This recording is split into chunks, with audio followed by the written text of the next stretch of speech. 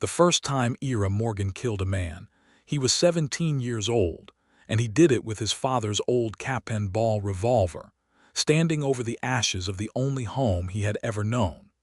That was the autumn of 1868, in a stretch of hill country west of Cedar Hollow, Texas, where the Morgan family had carved 40 acres of sorghum and cattle land out of mesquite and stubborn rock. Thomas Morgan had built the house with his own hands, log by log, the year Ira was born, and Ellen Morgan had planted roses along the porch that had no business surviving the Texas heat, but did anyway, because she refused to let anything wither under her care. Ira's sister Sarah was 8 years old that autumn, all gap-toothed grins and scraped knees, forever chasing the barn cats through the corn rows. Ira had been 3 miles out checking a line of rabbit snares when he heard the shots. By the time he came running, rifle in hand and lungs burning, the house was already a torch against the darkening sky, and 6 riders were pulling away north with the family's horses roped behind them. He got one clean look at the man leading them, a broad-shouldered figure on a black gelding with a white blaze down its nose, a low-crowned hat pulled tight against the wind. He would remember that horse, that blaze, for the rest of his life. He found his father first, shot through the chest in the dooryard, a hoe still in his hand as if he had been reaching for a weapon that was never going to be enough. His mother lay just inside the threshold, and Ira did not let himself remember the particulars of that for long, because a man could go mad dwelling on such things. Sarah he found last, in the root cellar where she had tried to hide, and the fact that she had almost gotten away, had come so close to living, was a thing that haunted him more than any of the rest of it combined. A neighbor, an old freighter named Otis Bell who had seen the raiders pass on the road, told the sheriff of Cedar Hollow that he recognized the leader from a wanted poster out of Fort Worth. The name on that poster was Silas Vane, wanted for robbery, arson, and murder in 3 counties, a man who ran with whoever would have him and left ash wherever he went. The sheriff of Cedar Hollow was an honest man but a tired one, with 2 deputies and a county the size of a small nation, and he told Ira, not unkindly, that there was little more he could do than add the name to a list already grown too long. Ira listened to that and understood, in the way a boy understands things that will shape the whole of his life, that if there was to be a reckoning for what had happened to his family, he would have to be the one to bring it. He sold what remained of the land 2 years later, once he had grown enough to hold his own in a saddle and a gunfight, and he took the money and bought a good horse, a Winchester rifle, and a Colt single-action army, the day it came available at the gunsmiths in Fort Worth in the spring of 1873. He was 21 years old, and he had spent the years since the fire learning to track, to shoot, to read sign in dust and broken grass, to listen in saloons for names spoken low.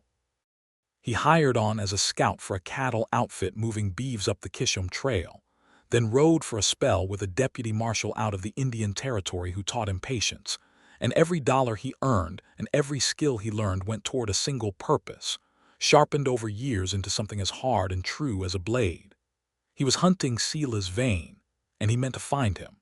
The years blurred together after that, the way long roads blur when a man has only one destination in his mind. Ira drifted through cow towns and mining camps, through Dodge City and Tascosa and settlements in the New Mexico Territory that were barely more than a well and a row of tents. He picked up bounty work along the way, not because he had any love of it, but because a man needed to eat, and it kept him close to the kind of men who might have crossed paths with Vane. He learned that Vane's gang had scattered and reformed a dozen times, that the man himself had a habit of vanishing into whatever territory offered the least law, that he had left bodies from the Brazos to the Picos, and had, more than once, slipped through the fingers of men better equipped to catch him than Ira was. Twice in those years Ira came close enough to see him. Once outside Mobedy, where he arrived at a burned-out line shack 2 days after Vane's gang had passed through, still smelling smoke on the wind. Once near the Canadian River, where he traded shots with 2 of Vane's men in the dark and took a bullet graze along his ribs for his trouble, the scar of which he would carry the rest of his life like a signature carved by fate. Each time the trail went cold, and each time Ira picked it back up with the same grim patience, because quitting had never once occurred to him as a possibility. He turned 24 in the spring of 1876, and it was in that spring, wounded and half-starved and riding a horse gone lame in one foreleg, that he came at last to a town in the New Mexico territory called Willow Bend, and it was there that everything he thought he understood about his own life began, slowly and then all at once, to change. Willow Bend sat along a shallow, cottonwood-lined creek in a valley ringed by low red mesas, a town of perhaps 400 souls that had grown up around a stage stop and a trading post, and stayed on to become something more permanent once the cattle trade found it. It had a church with a bell that rang twice on Sundays, a mercantile, a livery, 2 saloons that mostly kept the peace between them, and a boarding house run by a widower named Henry Carter and his daughter Mabel. Ira did not choose Willow Bend for any particular reason beyond the fact that his horse could go no farther, and the sun was going down, and there was a light burning in the window of the boarding house that looked, to a man who had slept under open sky more nights than not for the better part of 8 years, like the most welcoming thing he had ever seen. He had a bullet wound in his shoulder, 3 days old and gone hot and ugly at the edges, courtesy of a disagreement with a card cheat outside a saloon in Tascosa that had turned into something worse than either man intended. He had ridden through fever and the shakes to get this far, and by the time he swung down off his horse in front of the boarding house, his legs would barely hold him. He remembered afterward, though the memory came to him in pieces, the way a man remembers a dream, that a woman's voice had called out sharply for someone to help her get him inside, and that her hands, when they caught him under the arms as his knees buckled, were strong and sure despite their smallness. He woke 2 days later in a narrow bed in a room smelling of camphor and lye soap, with sunlight coming soft through a curtained window, and a young woman sitting in a chair beside the bed with a mending basket in her lap, sewing a shirt that was not his, though it would be in time, one of many things of his that would pass through her capable hands. "You are awake," she said, setting the mending aside without any particular fuss, as though men bled half to death on her doorstep with some regularity. "I was beginning to think you meant to sleep clean through till Christmas." "How long?" Ira managed, his voice a dry rasp. 2 days. "My father and I dug the bullet out ourselves, since Dr. Fenwick was off tending a birth out at the Hollister place and could not be spared. You have a fever, but it is breaking, I think, and you will live, provided you have the sense not to sit up too quick and split that shoulder open again." He looked at her properly then. She had dark hair pinned up loosely, strands of it escaping around a face that was not soft in the way fashion plates favored but striking in a way that seemed to Ira, in his weakened state, entirely more interesting, with clear gray eyes that studied him without flinching and a mouth that looked as though it was more accustomed to speaking its mind than holding its tongue. "Name is Ira Morgan," he said. "Mabel Carter." She rose and poured water from a pitcher into a tin cup and helped him drink it with an arm behind his shoulders, careful of the bandage. "You had a letter in your saddlebag, Mr. Morgan, and a great many wanted posters, and a revolver that has seen more use than most men's Bibles. I do not know what manner of life you lead, but I will tell you plainly that whatever business brought that bullet into your shoulder had best not follow you into my father's house." "It will not," Ira said, though even as he said it he was not entirely certain it was true, for the business that drove him had a way of following him wherever he went, riding always a little behind him like a shadow that never lengthened nor shortened, no matter the hour. He stayed in Willow Bend 3 weeks while the wound healed, though he told himself, each of those 21 days, that he would be gone within a day or two more. Henry Carter, a broad, silver-haired man who had run cattle in the valley since before the war and now let out rooms to travelers and drovers to make ends meet since his knees had gone bad, took a liking to Ira in the plain, unspoken way of men who recognize hard work in another man's hands. He put Ira to mending fences and hauling water once he was strong enough, not because he needed the help so much as because he seemed to understand, with the quiet wisdom of a man who had buried a wife and raised a daughter alone, that Ira needed the occupation more than the boarding house needed the labor. It was Mabel, though, who occupied the greater part of Ira's waking thoughts, more than he would have admitted to any living soul. She was 22 years old that spring, unmarried, though not for any want of suitors in a town where women were scarce, and a woman as capable and clear-eyed as Mabel Carter was rarer still. Her mother had died of a fever when Mabel was 16, and she had run the boarding house in her mother's place ever since, keeping books, cooking meals for a dozen boarders at a stretch, tending gardens and doctoring cuts and fevers with a competence that had, more than once, saved a life the nearest doctor could not reach in time. She had, Ira learned over the slow unspooling of their conversations on the porch in the evenings, buried a younger brother too, dead of the same fever that took her mother, and she spoke of that loss with a plainness that told Ira she had made her peace with a grief that never fully left, in much the way he had tried, and largely failed, to make his own peace with his. "You watch the road," she said to him one evening, near 3 weeks after his arrival, when he was well enough to sit a chair on the porch without wincing, and had fallen into a habit of watching the empty stretch of dirt track that led south out of town, as though he expected trouble to come riding up it at any moment. "Every evening, same as clockwork. What is it you are looking for, Mr. Morgan?" He was quiet a long moment, turning his hat in his hands. He had told her almost nothing of his past, only that he had grown up in Texas and had no family left there, which was true enough as far as it went, though it went nowhere near far enough to account for the man he had become. "When I was 16, he said finally, because something in her steady gray eyes made lying feel like a betrayal of a kindness she had shown him. "A man named Silas Vane rode onto my family's land with 5 others and burned the house and killed my mother, my father, and my little sister. I was out checking snares. I came back too late to do anything but bury them." Mabel went very still. "I am sorry," she said, and there was nothing performative in it, no polite murmur meant to fill a silence, only a quiet, weighted sorrow that told him she understood something of what such a loss cost a person, though her own losses had come by fever and not by fire. "I have spent 8 years hunting him," Ira went on, because once he had begun he found he could not stop, the words coming out of him like water long dammed. "I have come close twice. Both times he slipped away.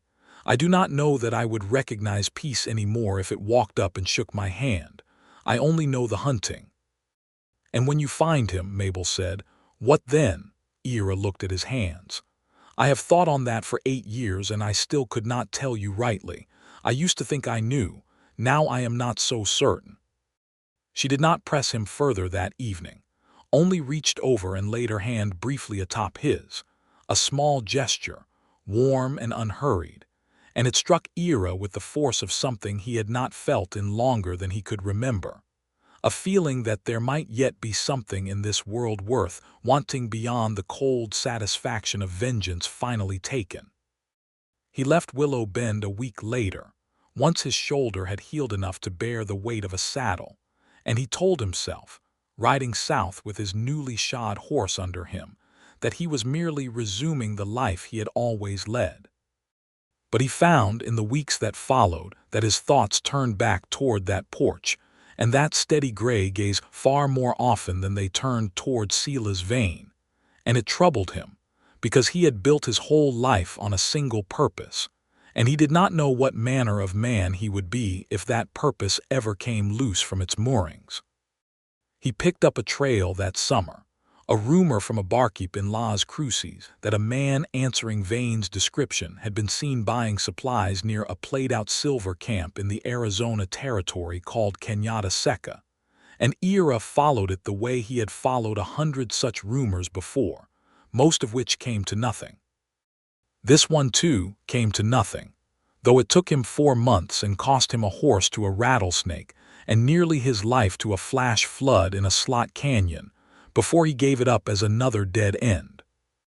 He found himself, come the first frost of that year, riding back toward Willow Bend with an excuse half-formed on his tongue about needing to winter somewhere before the trail turned any colder, though he knew, in the honest part of himself he rarely let speak, that the excuse was a thin one and the truth was a good deal simpler. He wanted to see Mabel Carter again, and no amount of 8 years' hard purpose had managed to talk him out of it. She was not surprised to see him ride up, though she pretended otherwise, standing on the porch with a dish towel in her hands, and an eyebrow raised in a manner that made Ira's chest go tight and warm in a way he associated, uneasily, with hope. "Back again, Mr. Morgan," she said. "I begin to think this boarding house has become your regular circuit." "Might be it has," Ira said, swinging down from his horse. "Might be there is good reason for it." "Might be," Mabel allowed, and there was the faintest curve at the corner of her mouth that told him she was not entirely displeased by the notion. He wintered in Willow Bend that year, taking a room at the boarding house and earning his keep hauling wood and mending the roof, and once the snow came, breaking ice on the water troughs each frigid morning before the sun was properly up. Henry Carter did not ask him outright what his intentions were regarding his daughter, but there was a knowing look in the old rancher's eye whenever he caught Ira watching Mabel across the supper table, and Ira suspected the old man had already worked out the shape of things well before Ira himself had found the courage to name it. Christmas came, and with it a dance at the schoolhouse that the whole valley turned out for, drovers and ranch families, and the handful of merchants who kept the town running, fiddle music sawing bright and lively, while the floor was cleared of desks, and the potbelly stove kept the worst of the cold at bay. Ira had never been much of a dancer, having spent the better part of his young manhood on trails and in saddles rather than ballrooms, but Mabel took his hand and led him through the steps with a patience that turned his stumbling attempts into something almost graceful by the third dance. And by the fourth he had stopped counting his feet altogether and simply let himself feel the warmth of her hand in his and the sound of her laughter, bright and unguarded, when he trod on her hem. There was a deputy in town, a young man named Nathaniel Pierce, freshly appointed and eager to make something of himself, who had made his own interest in Mabel plain enough over the preceding months, and he watched the two of them dance that night with an expression that Ira, having spent years reading the intentions of dangerous men, recognized easily enough as jealousy poorly masked as good manners. Pierce cut in once, out of a sense of propriety more than any real hope, and Mabel danced the obligatory turn with him with perfect courtesy and not a flicker of the warmth she had shown Ira. And when the dance ended, she returned to Ira's side without hesitation, a small act that told him, more clearly than any words could have, exactly where her heart had settled. "He is a fine young man," Mabel said later when they had stepped outside into the cold, clear night to catch their breath, the sound of the fiddle still drifting faint through the schoolhouse walls. "Steady, ambitious. My father thinks well of him. Do you?" Ira asked, and he heard the rough edge of worry in his own voice and did not try to hide it. Mabel looked up at him, her breath fogging pale in the winter air, stars scattered thick and bright overhead in a sky unmarred by any town's lamplight. "I think," she said slowly, "that a woman ought to marry a man who makes her feel something more than merely safe. Nathaniel Pierce would make a fine, dull husband, and I would spend the rest of my days wondering what it might have felt like to want something the way I have come to want you, Ira Morgan, against every sensible instinct I possess." He kissed her then, there under the winter stars with the fiddle music drifting thin and sweet through the cold. And it was the first thing in 8 years that had managed to quiet, even briefly, the restless hunger that had driven him across half a continent in pursuit of a man he had never quite managed to catch. He spoke to Henry Carter the following week, sitting across from the old rancher at the kitchen table with his hat in his lap like a boy called before the schoolmaster, and told him plainly that he intended to ask Mabel to marry him, provided she would have him, and that he wanted the old man's blessing first. Henry Carter studied him a long moment with eyes that had seen a great deal of the world and were not easily fooled by a handsome face or a smooth tongue. "You still hunting that man?" he said. It was not a question. "I am," Ira admitted, because he would not lie to the man who might soon be his father in truth. "And if you find him, will that hunt take you away from her? Get you killed, maybe, and leave her a widow before she has properly been a wife?" Ira had turned that question over in his own mind 100 times through the long winter nights, lying awake listening to the wind and thinking of Mabel Carter's steady gray eyes, and he answered it now as honestly as he had ever answered anything. "I do not know, sir. I have carried this hunt near half my life. I do not know what manner of man I would be without it, and I am afraid some nights that it has hollowed out more of me than I meant it to. But I know what I feel for your daughter is more than anything vengeance ever gave me, and if I have any say in the shape of my own life, I mean for that to matter more in the end than an old grief that no amount of blood will ever truly settle." Henry Carter was quiet a long moment, turning his coffee cup slowly on the table. "My wife used to say," he said finally, "that a man who has been wronged has every right to his anger, but a man who lets that anger become the whole of him has let the wrongdoer win twice over. I do not know if that is wisdom or just an old woman's comfort, but I have found more truth in it over the years than I expected to." He looked up at Ira then, and something in his weathered face softened. "You have my blessing, son, provided Mabel gives you her answer freely, which I expect she will, seeing how she has mooned after you since the day you bled all over my good linen."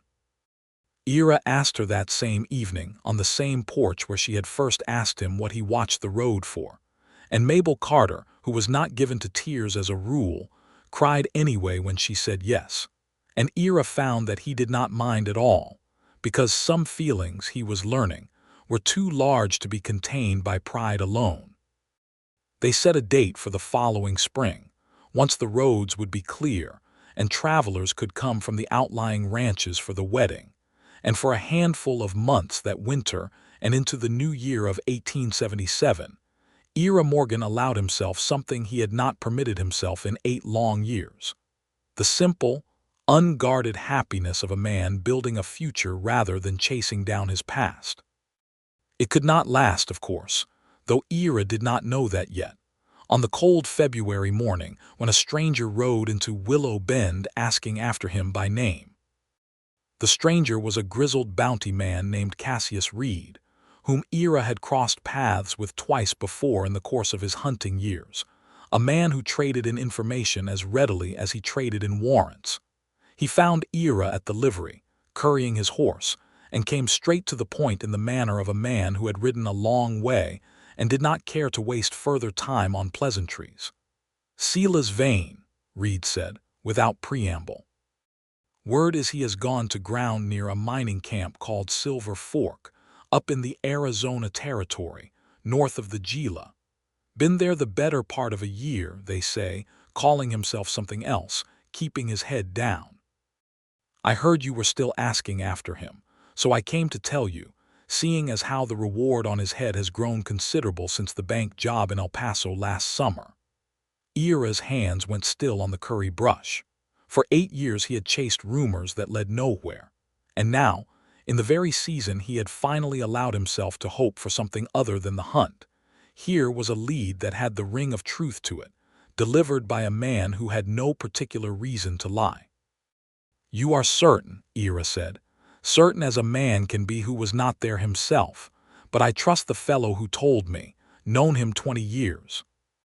Ira thanked him and paid him for his trouble, and stood a long while afterward in the quiet of the livery, with his hand pressed flat against his horse's warm flank, wrestling with a conflict that felt, in that moment, as though it might tear him clean in two. He had a wedding to plan, a future with Mabel Carter that he wanted more than he had ever thought himself capable of wanting anything. And he had 8 years of grief and purpose calling to him from a mining camp in the Arizona territory, a debt he had sworn, over his family's fresh graves, that he would someday collect.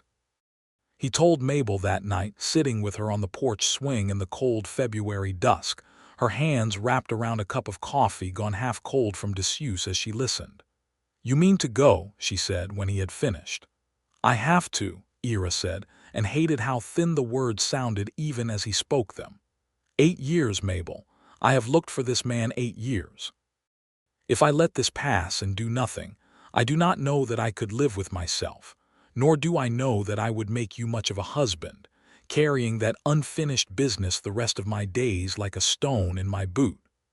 Mabel was quiet a long moment, looking out at the dark shape of the mesas against the last purple light of dusk. "I'm not going to ask you to stay," she said finally. "I know better than to ask a man to set aside a grief that deep, even for love. But I am asking you, Ira Morgan, to come back to me. Whatever you find in that mining camp, whatever you have to do, I am asking you to remember that there is a life waiting for you here that does not require you to carry that weight forever. Come back to me a whole man if you can manage it, and not merely a man who has finally settled his score." "I will come back," Ira said, and he meant it with every part of himself that was not still consumed by the old fire of his family's burning. "I swear it to you." He left 3 days later, riding west and north toward the Arizona territory with Reed's information folded carefully in his coat pocket. And Mabel stood on the porch and watched him go with her arms wrapped tight around herself against the cold, and did not let herself weep until his horse had passed entirely out of sight beyond the first rise of the road. The journey to Silver Fork took the better part of 3 weeks, across country that grew steadily harsher the farther west Ira rode, red rock and dry washes and mountains still capped with the last of the winter snow. Silver Fork itself, when he finally reached it, proved to be a played-out mining camp clinging to the side of a canyon, most of its buildings already sagging toward abandonment.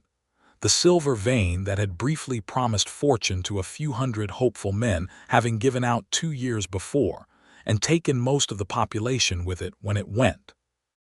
What remained was a scattering of perhaps 30 souls too poor or too stubborn to leave, eking out a living from the last thin traces of ore, or from selling goods to the freight wagons that still occasionally passed through on their way to somewhere else.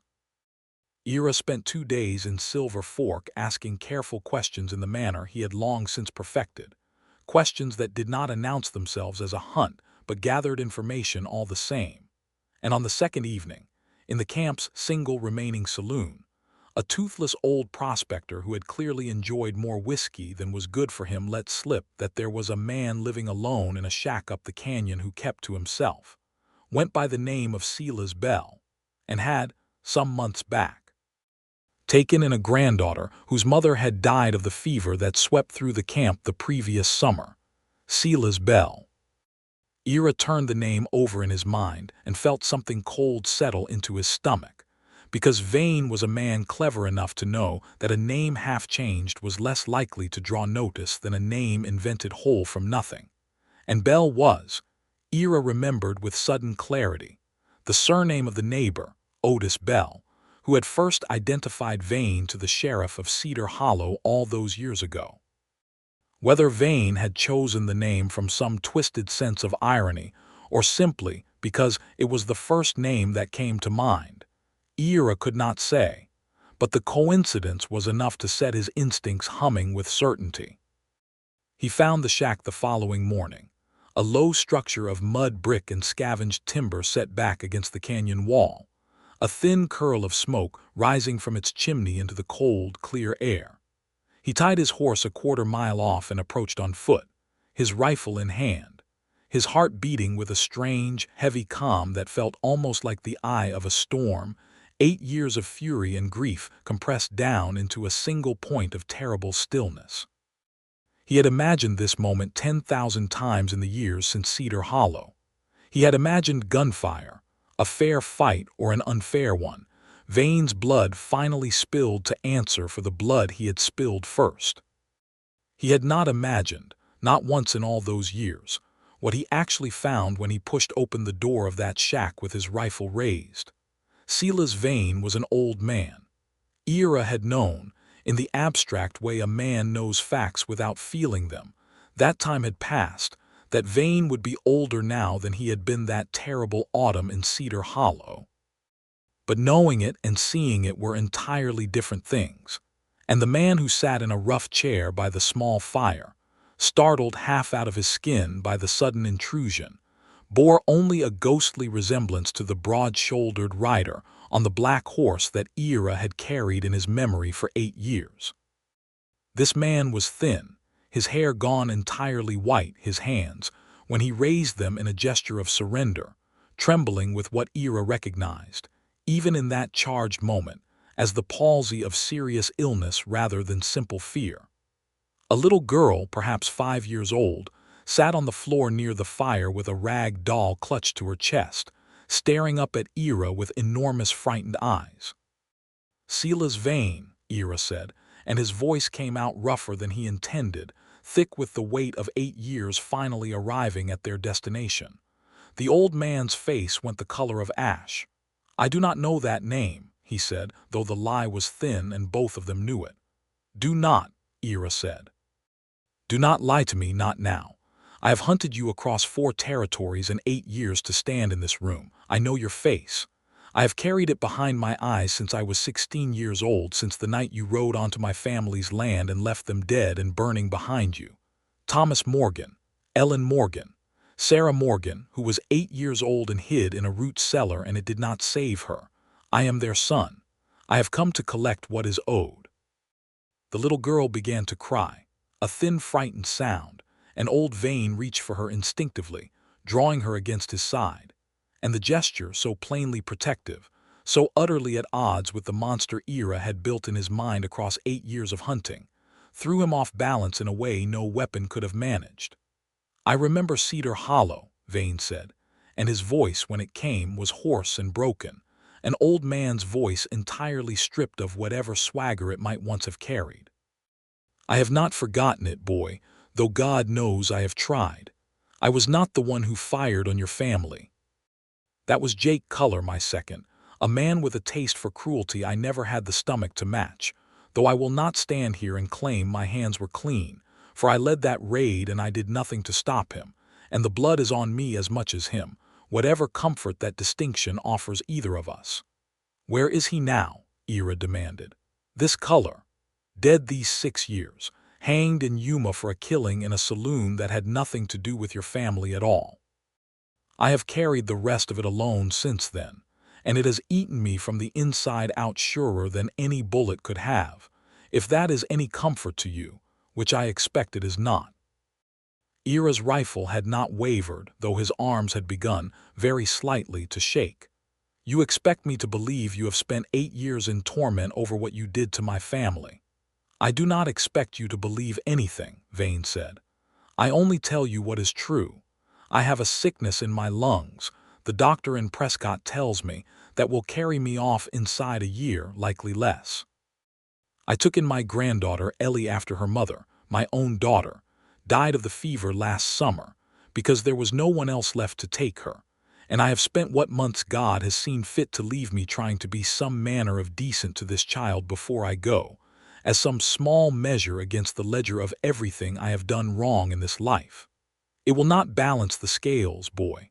I know that better than you could tell me. But it is what I have left to offer, and I have offered it as honestly as I know how." Ira stood there a long moment, rifle raised, finger resting light against the trigger guard, staring at the old, dying man and the frightened child clinging to his side, and felt the whole architecture of 8 years of purpose begin, slowly and sickeningly, to crumble beneath him. He had built his entire adult life around this moment, around the clean and simple justice of ending Sela's Vane's life, the way Vane had ended the lives of Thomas and Ellen and Sarah Morgan. He had imagined it would feel like closing a door, like setting down a weight he had carried so long his shoulders had forgotten what it was to stand straight without it. Instead, standing in that cold, poor little shack with the fire guttering low and a child's frightened sobbing filling the silence, Ira felt only a vast and terrible weariness, and underneath it, rising slow but sure, the memory of Mabel Carter's voice on the porch swing, asking him to come back to her a whole man, and not merely a man who had settled his score. "Please," Vane said, and there was no dignity left in him to protect, no pride left worth defending, only an old man begging for the sake of a child who had already lost everything else. "Do what you must to me. I will not raise a hand against you. I give you my word on that, for I have no right to. But I beg you, if there is any mercy left in you at all, do not do it in front of her. She has lost enough." Ira lowered the rifle. He did not fully understand in that moment why he did it, only that some part of him, some part that had been quietly growing all through the long winter in Willow Bend, in the warmth of Mabel Carter's hands and the steadiness of her gray eyes, had come to understand something that 8 years of grief had never taught him. That killing this broken, dying man would not bring back his mother's roses or his father's rough, kind hands or his sister's gap-toothed grin, that it would only add one more body to a ledger already drowning in blood, and that the child sobbing against Vane's side would grow up then the same way Ira had, an orphan shaped entirely by violence, and Ira found, standing there, that he could not in good conscience be the hand that shaped another child that way, not when he had spent his whole life aching from that very wound. "I am not going to kill you," Ira said, and his voice, when it came, sounded strange and unfamiliar to his own ears, stripped of the fury that had driven it for 8 years.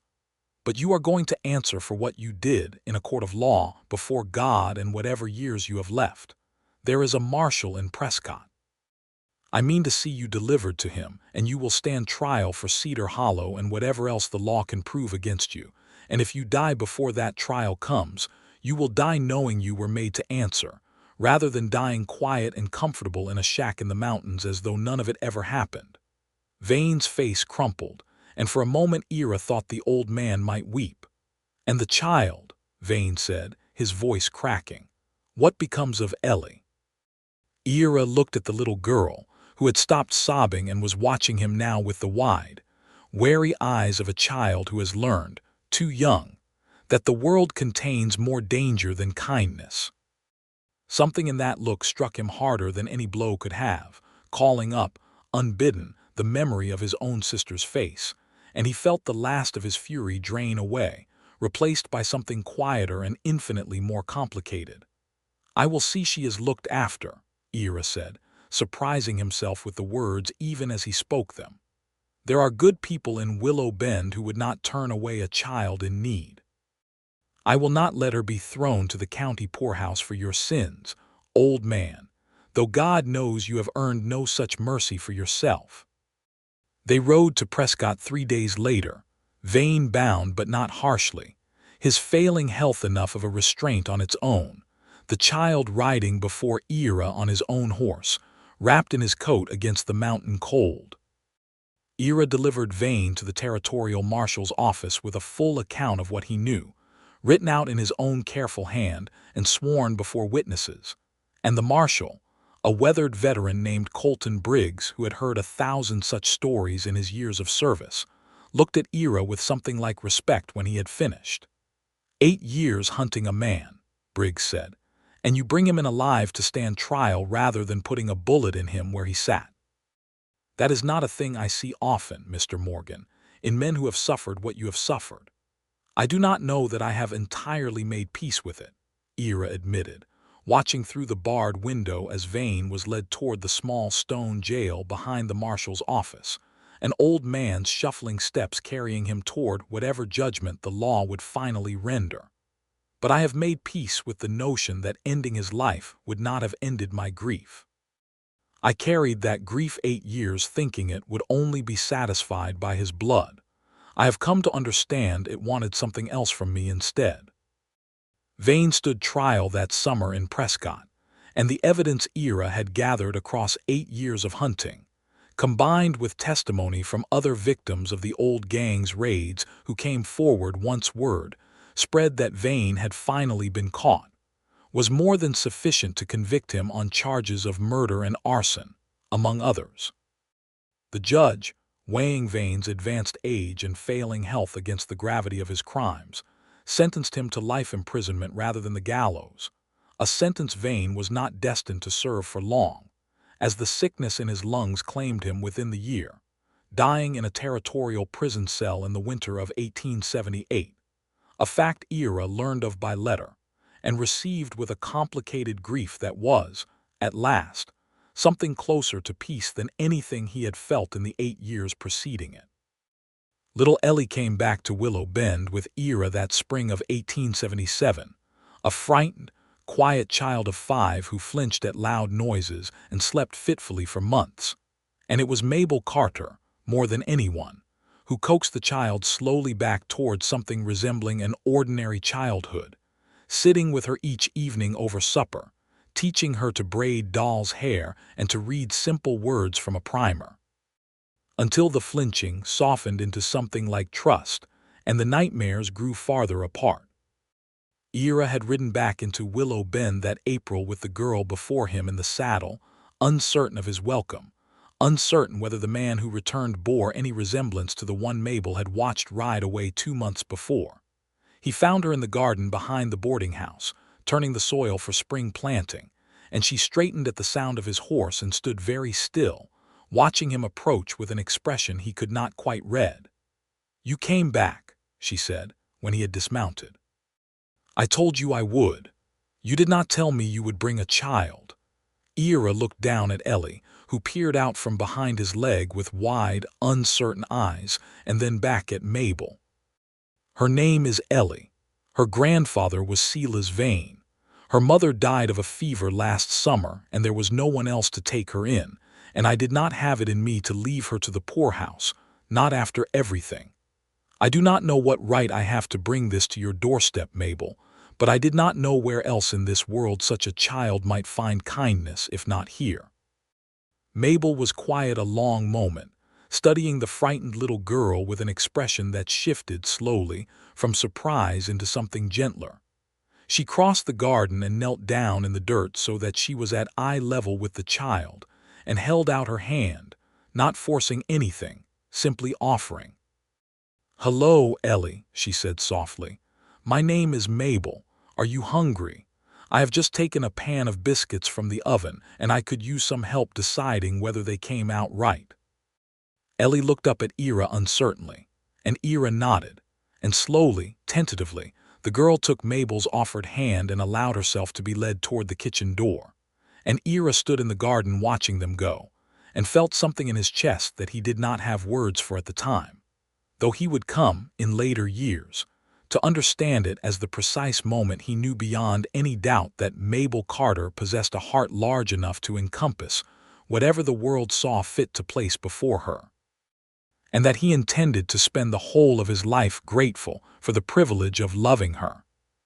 "You did not kill him," Mabel said to Ira that night, once Ellie had been fed and bathed and put to bed in the small room that would become, in time, permanently hers.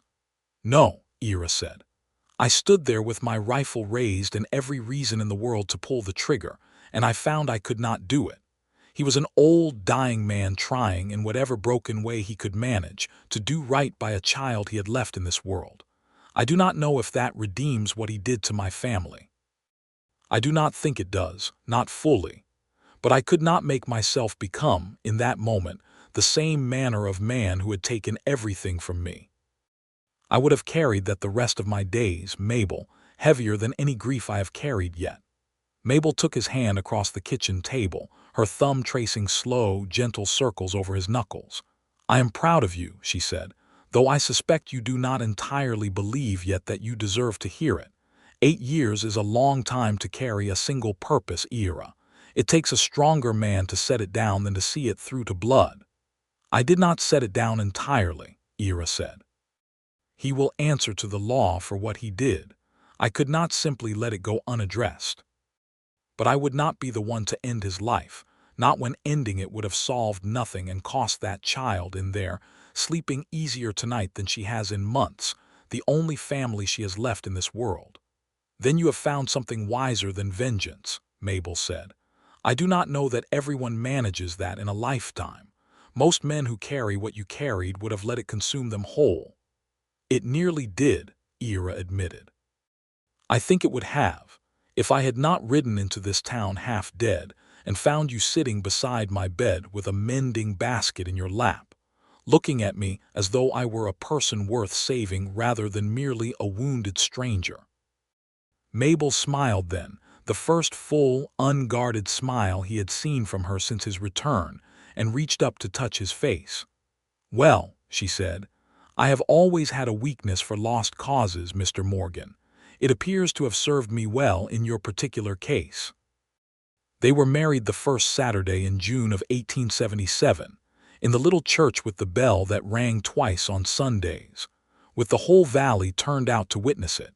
Henry Carter walking his daughter down the aisle with tears standing openly in his eyes, and little Ellie, dressed in a new frock Mabel had sewn for the occasion, scattering wildflower petals with a solemnity that made half the congregation smile despite themselves.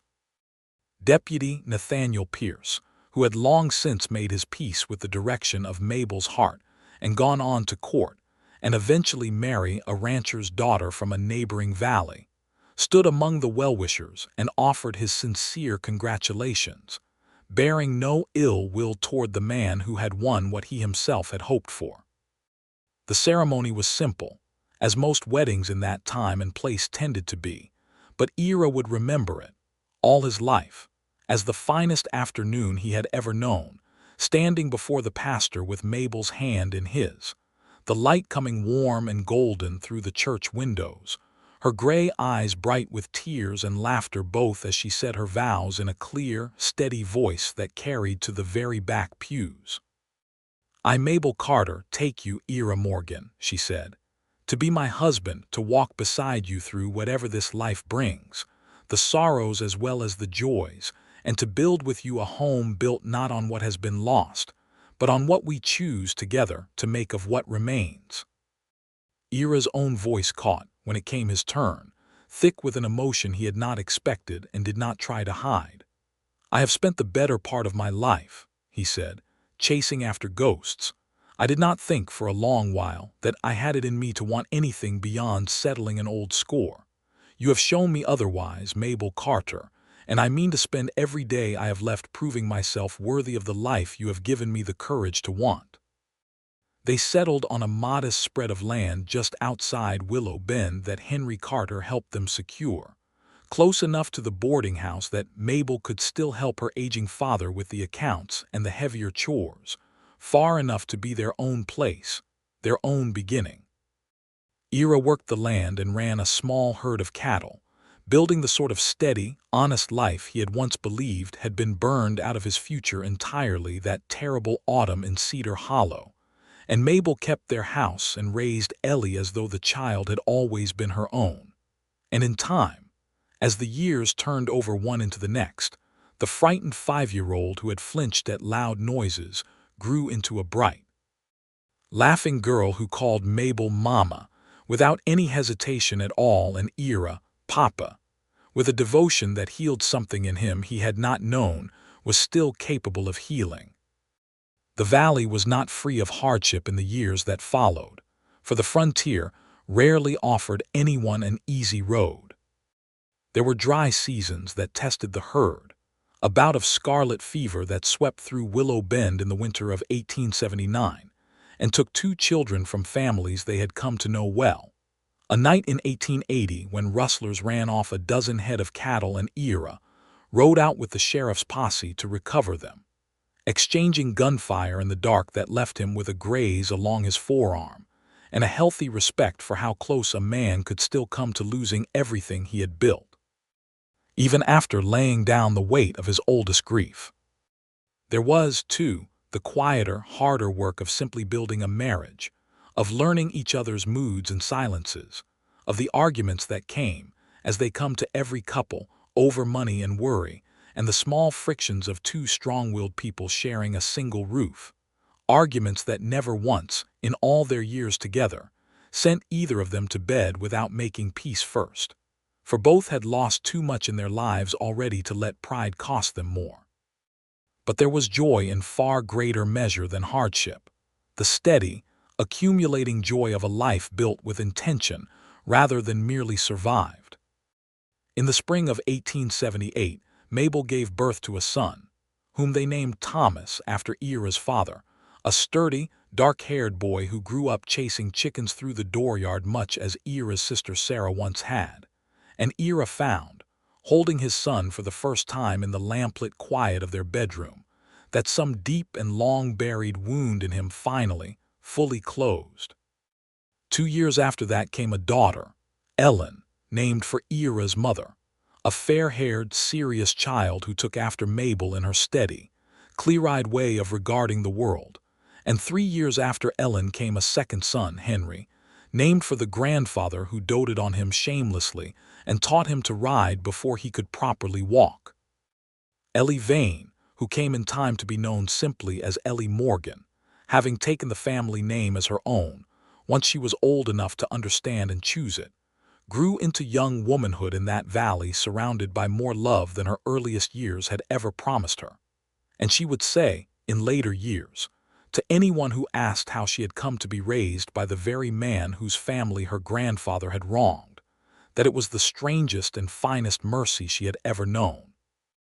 That out of the worst thing that had ever happened to Ira Morgan had come, somehow, through choices made in a cold mountain shack and sustained through years of patient love, the family that raised her.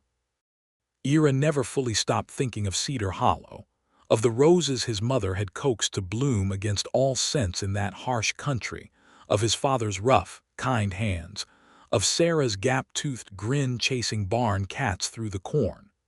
Grief, he came to understand across the long years of his marriage, was not a thing a person set down once and for all, closing a door behind it and walking away clean. It was, rather, a thing a person learned to carry differently, to fold into the wider fabric of a life, until it became one thread among many rather than the whole cloth. He visited Cedar Hollow once more, in 1885, taking Mabel and the children with him on the long train journey back to Texas, now that the railroads had come far enough west to make such a journey practical, and stood with his family beside the small stone markers he had placed over his parents' and sisters' graves all those years before, and found that the old grief, while never entirely gone, had softened into something he could hold alongside the deep and abiding gratitude he felt for the life that had grown up around it. They would have loved you, he told Mabel, standing in the Texas sun with his hand in hers, their children playing quietly among the mesquite a respectful distance off. My mother would have taught you her recipe for peach preserves and argued with you over whose was better inside a month. My father would have talked your ear off about cattle prices. And Sarah, his voice caught, Sarah would have followed you around like a puppy, the way she followed anyone she decided to love. Then I am glad to have known them even now, even like this, Mabel said, resting her head against his shoulder. You have kept them alive, Ira, in the life you built after them. I do not think there is any finer way a person could honor the dead than that. They returned to Willow Bend that autumn, to the ranch that had grown over the years, from a modest homestead into a comfortable, thriving spread that supported not only their own family but 2 hired hands and their families besides. And Ira Morgan, who had once been a boy of 16 kneeling in the ashes of everything he loved, swearing vengeance over 3 fresh graves, lived out the whole of his long life in that valley as a rancher, a husband and a father. A man known throughout the territory not for the 8 years he had spent hunting a killer, but for the decades of quiet, steady goodness that followed his decision, in a cold shack in the Arizona mountains, to choose mercy over blood. He and Mabel Carter grew old together in that valley, watching their children marry and have children of their own, watching Willow Bend grow from a rough frontier settlement into a proper town with a schoolhouse and a proper church, and eventually, in the early years of the new century, a telegraph office and a small hospital that spared other families the losses that fever and violence had once claimed so freely. Ira served 2 terms as the town's sheriff in his later years, a position he took on with the same steady patience that had once carried him across 8 years of hunting. And he was known in that role for a fairness and mercy that stood in quiet testament to everything the young man who rode into Willow Bend wounded and half-broken in 1876 had learned about the world and about himself in the years that followed. On the evening of their 30th wedding anniversary, in June of 1907, Ira and Mabel sat together on the porch of the ranch house they had built with their own hands and watched the sun go down gold and red over the mesas, their grandchildren's laughter drifting up from the yard where their own grown children had gathered for the occasion. And Ira reached over and took his wife's hand, weathered now with the years but still, to him, the same steady, capable hand that had once caught him beneath the arms as his knees buckled on this very porch. "I used to think," he said, "that I would spend my whole life defined by what was taken from me. I could not have imagined that night you first sat by my bed with your mending basket that I would come instead to be defined by what I chose, once I finally let myself choose something other than vengeance." "And what would you say defines you now?" Mabel asked, though she knew, of course, the answer already, having lived it beside him for 30 years. "You," Ira said simply. "You and the children we raised, and the mercy I found the courage to offer a dying old man because you had already taught me, without either of us quite realizing it yet, that love was a far stronger thing than hatred ever could be." He lifted her hand and pressed a kiss to her knuckles, the way he had on their wedding day 30 years before. "I hunted a man 8 years thinking that catching him would settle the whole of my life's accounts. It was you, Mabel Carter, who taught me that some debts are better paid forward in kindness than settled backward in blood." Mabel leaned her head against his shoulder, watching the last light fade gold over the valley they had built their whole life within, and said nothing more, because there was nothing more that needed saying. The whole of their long and hard-won happiness spread out before them in the sound of their grandchildren's laughter, and the settling peace of a summer evening in the only home either of them had ever truly wanted. And they sat together like that, hand in hand, until the stars came out thick and bright over Willow Bend. Exactly as they had on the night, 31 years before, when Ira Morgan had first understood that he wanted this woman beside him for the whole of whatever life he had left to live.